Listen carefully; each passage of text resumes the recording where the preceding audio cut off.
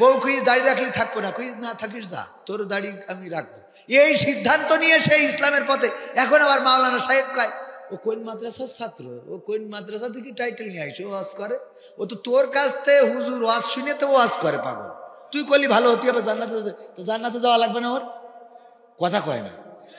আমাদের কি যে ন্যারো মাইন্ড, কিরাম বোর্ড খেলে ছোট ছোট বাচ্চা শিশুরা বিড়ি টানে, এ নিয়ে কারোর কোনো মাথা ব্যথা নেই। অথচ যেই বাচ্চাটা মসজিদে যায়, ছোট বাচ্চা যেই যদি মসজিদে একটু হাসাহাসি করে, কেউ একজন পেঁদে দিয়েছে মানে বাই বাতাস, এটা দেখা যাচ্ছে যে হাসাহাসি শুরু করে দিয়েছে। এটা তো স্বাভাবিক, বাচ্চারা করবে না করবে না তো করবে। ওরে বাবা আত্মীয় আত্তাহিয়াতুলিল্লাহি কাজ ছেলে যে হাসতেছে, আত্তাহিয়াতুলিল্লাহি ওয়াসসালাওয়াতু তাইয়্যিবাতু ধরবো, নামাজ শেষ করিনি। আল্লাহুম্মা সাল্লি আলা মুহাম্মাদ। সহ্য করতে পারছি না তো নামাজটা, সালাম ফিরো হুজুর। আল্লাহুম্মা সাল্লি আলা মুহাম্মাদ ওয়া আলা আলিহি সালাম। আসসালামু আলাইকুম ওয়া রাহমাতুল্লাহ। এই কাজ ছেলে রে, এই কে ধরি নাই, এই কাজ ছেলে রাসূলুল্লাহ কাজ ছেলে করে। আরে বাবা আছে না না? কাজ ছেলে কাজ ছেলে কাজ ছেলে। তুই তো এই সময় বিড়ি টেনে বেড়াইছিস দোকানের পিছনে বসে, ঠিক না বেটি? তুই নামাজের কি বুঝবি? বাচ্চা বয়সে নামাজ পড়া। ছোট বাচ্চারা মক্তবে যাবে, তাদের উৎসাহ দেবেন, তাদের অনুপ্রেরণা যোগাবেন। ছোট ছোট বাচ্চা শিশুরা তারা মসজিদে গেলে তাদেরকে ডেকে পকেটে চকলেট ধরাই দেবেন। আমিও পকেটে এই যে চকলেট রাখছি নিয়মিত, বাচ্চা শিশু আসলে ধরাই দিচ্ছি। হ্যাঁ, এগুলো করবেন, ওর দিয়ে আপনি তো বাচ্চা, মুরব্বী মানুষরা বাচ্চাদের সমান না। আল্লাহ কবুল করুন, বলে না আমিন।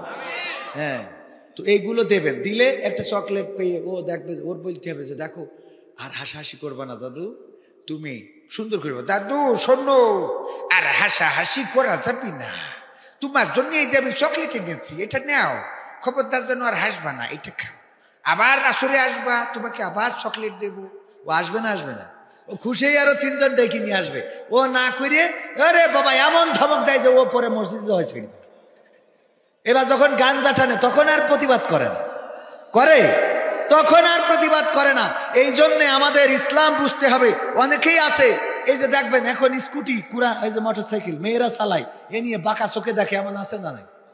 বাঁকা চোখে দেখে, আছে না নাই? আমি আপনাদের ক্লিয়ার করে বলতে চাই, বাঁকা চোখে দেখবেন না। কারণটা কি? কারণ হলো এখন এখান থেকে যদি কারো জয়পুরহাট যেতে হয়, রাস্তায় দাঁড়ায় থাকতে হবে কতক্ষণ?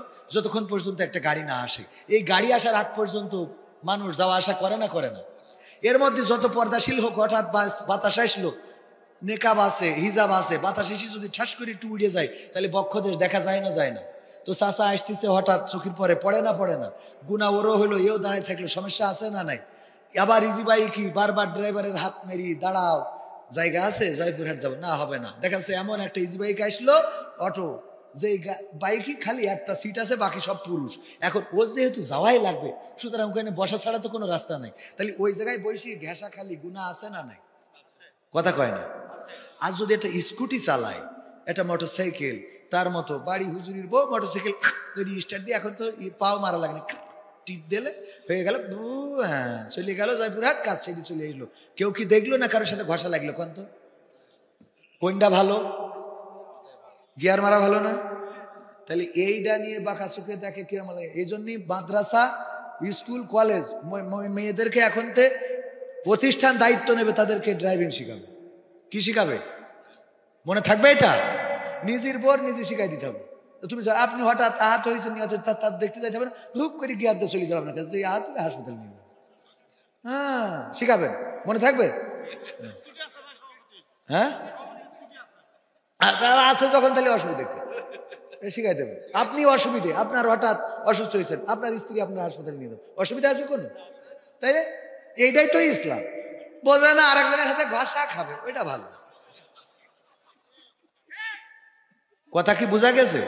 আমরা না বুঝে লাফাই, খালি না বুঝে লাফাই। ভালো করে বুঝবেন জিনিসটা, বুঝলি দেখবেন যে ইসলাম কত সুন্দর। আমাদের সেই ইসলাম মানার দরকার আছে না নাই? না মানলে তো দেশে জায়গা হবে না, পালাই যাওয়া লাগবে। এমপিরা সব কোথায় গেল, মন্ত্রীরা সব কোথায় গেল, কোথায় কাদের কাকা? তাদের ছাড়া দেশটা এখন লাগে ফাঁকা ফাঁকা। পালাবো না, প্রয়োজন হলে ফখরুলের বাসায় গিয়ে উঠব। ঠাকুরগাঁওয়ে বাসা আছে না? ঠিক না বেঠি? পালাবে না যাই না তবু দেখা, পালাবে না যাই না তবু দেখা। তাদের সারা দেশটা এখন লাগে ফাঁকা ফাঁকা, ওদের সারা দেশটা এখন লাগে ফাঁকা ফাঁকা। আইন মন্ত্রী আটকে গেল আইনেরই ফাঁকে, দাড়ি সারা দরবেশের ভণ্ড ভণ্ড লাগে। আইন মন্ত্রী আটকে গেল আইনেরই ফাঁকে, দাড়ি সারা দরবেশের ভণ্ড ভণ্ড লাগে। শুনছি কত নেতা নেত্রী খাইতেছে ভাই ডান্ডা, বিচারপতি কালামানিকের ফাটিয়েছে আন্ডা। ওই একটিম আল্লাহর ওলি পীর সাহেব, ওদের অবস্থা কি? ওরা তো জান্নাতের টিকিট ধরি বসে আছে, এই জন্যই মানে ওদের মন চাচ্ছে গল্প খাচ্ছে, মন চাচ্ছে হেঁটে বেড়াচ্ছে, সব কটা জুব্বা পরা দেখেন। ওকে জান্নাতের টিকিট, ওরা যারা মনে করে যে আমরা হুজুর, ওকে জান্নাতের টিকিট 2টা করা রয়েছে, ও যাবে ওর গার্লফ্রেন্ডও যাবে। ঠিক না বেঠিক? সব বৈশি কথা শুনছে, ওনারা পাকামা করতে সেই দিন। এই কথা ঠিক বলছে না বেঠিক বলছে? দেখবেন যত বড় পাঞ্জাবি ওর মধ্যে ভেজাল তত সমস্যা। আমারও বড়, আমিও ভেজাল। পাগল ভেজাল না হলে ওয়াজ করে খায়। ওয়াজ করে যারা খাচ্ছে টাকা কুপান দেনেছে, আবার খাওয়া দাওয়া ইচ্ছা মতো খাই। পাঞ্জাবি বানাতে দিয়েছি রাউন্ড করে, কি করি তো দর্জি বানাইতেছে, পিছনের দিকে খাটো, সামনের দিকে ঝুল, পিছনে উপরে উঠে গেছে, সামনে ঝুলি গেছে। আমি বলছি করেছেন কি? গাই দিছি আমার যশোরের জিগর কাছে লাউ জনিতে গাই দিয়ে। আমি বলছি যে সামনে ঝুলি গেছে পিছনে খাটো কে? তো বলছে আমি ইচ্ছা করি করি। কে? আমি বললাম রাউন্ড করে দিই। বলছে ভাই রাউন্ড করে দিয়ে আমি বিপদে পড়ি। কে? বলছে হুজুররা পরের বাড়ি খেয়ে খেয়ে ভুড়ি এরা মোটা, ও রাউন্ড করে দিলে ওই সামনে উঁচু হয়ে যায়। তো এই জন্যই ওই সামনে ঝুল করে দিই, পিছনে খাটো করে দিই। ওই পরের বাড়ি খাওয়া তো ভুড়ি মোটা থাকে, ওই যেটুক ঝুল ওটুক ভুড়িতে কভার করে রাউন্ড করে দেয়। সহ্য না করে পারা যায়? পরের বাড়ি এত খাওয়া খায় যে ভুড়িতে রাউন্ডটা কভার করে দেয়, বুঝতে পারিস? তো এই হলো আমাদের অবস্থা। ওয়াজ করি, মনে করেন না যে পরকালে কি হবে আমাদের আল্লাহ সে ভালো জানে। আমির হামজা, আব্দুল আলামিন, তারপরে এই যে আরো বড় বড় হুজুর মিজানুর রহমান আজহারি, তারপরে হাফিজুর রহমান সিদ্দিকী, ওরা যদি জান্নাতে যায় তা আমি টেনশন মুক্ত। আর ওরা যদি কোনোভাবে আটকে যায় তা আমি কোনো কথা ছাড়াই আগেই দৌড় দেবো যে আমার ও দিয়ে কটা আটকে গেছে তা আমার হয়। কথা বোঝেননি? আল্লাহ মাফ করুন, বলেন আমিন। আল্লাহ যেন এই ময়দানটা রাষ্ট্রীয়ভাবে করার তৌফিক দেয়, বলেন আমিন। সরকার যেন বেতন দিয়ে রাখে যে কার কত কণ্ঠ ভালো, ওয়াজ করে ভালো, বুঝায় ভালো, এই লোকগুলোর বক্তা বানাই দেবো, ওরা যেই ওয়াজ করে বেড়াবে, মাসে মাসে বেতন পাবে। তাহলে আপনাদেরও টাকা লাগবে না, খালি আসবে এসে রাষ্ট্রীয়ভাবে ওয়াজ করে দিয়ে চলে যাবো। বলবো শেখ হাসিনা অনেক ভালো মানুষ। রাষ্ট্রীয় ওয়াজ তো এর বাইরে তো করা যাবে না।